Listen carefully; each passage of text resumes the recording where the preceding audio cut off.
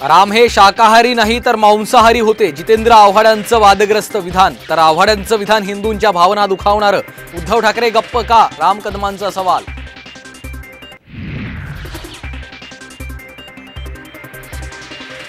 अजित पवारांना 2019 साली उपमुख्यमंत्री करणं सर्वात मोठी चूक, जितेंद्र आव्हाडांचा घणाघात।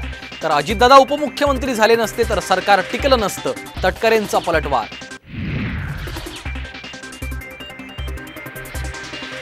लोकसभेसाठी मविआचा फॉर्म्युला ठरला, ठाकरे गट 19, काँग्रेस 13 तर राष्ट्रवादी 11 जागा लढवणार। उर्वरित 5 जागा मित्र पक्षांना। साम टीव्हीकडे एक्सक्लुझिव्ह माहिती।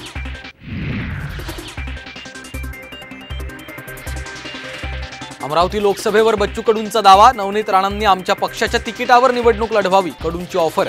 तर सर्वांनी युती धर्म पाळावा, रवी राणांचा पलटवार।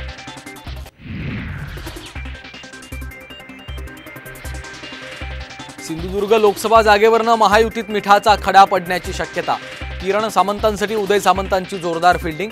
तर युतीमध्ये नांदण्यासाठी मंगळसूत्राचं पावित्र्य जपा, नारायण राणेंचा पलटवार।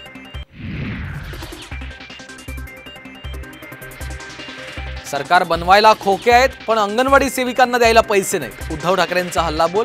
गुटगुटीत मंत्री म्हणजे सुदृढ महाराष्ट्र नसल्याचंही टीकास्त्र।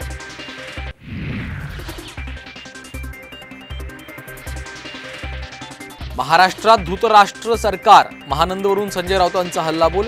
तर महानंद आणि सरकारच्या कामात त्रुटी, छगन भुजबळांचा घरचा आहे।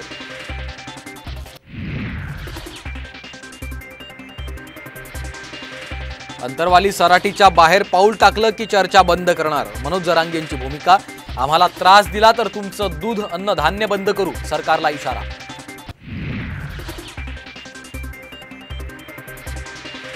नवाब मलिकांच्या जामिनाला मुदतवाढ देण्यास मुंबई हायकोर्टाचा नकार, सुप्रीम कोर्टात याचिका दाखल करण्याचे निर्देश। 11 जानेवारीला जामिनाची मुदत संपणार।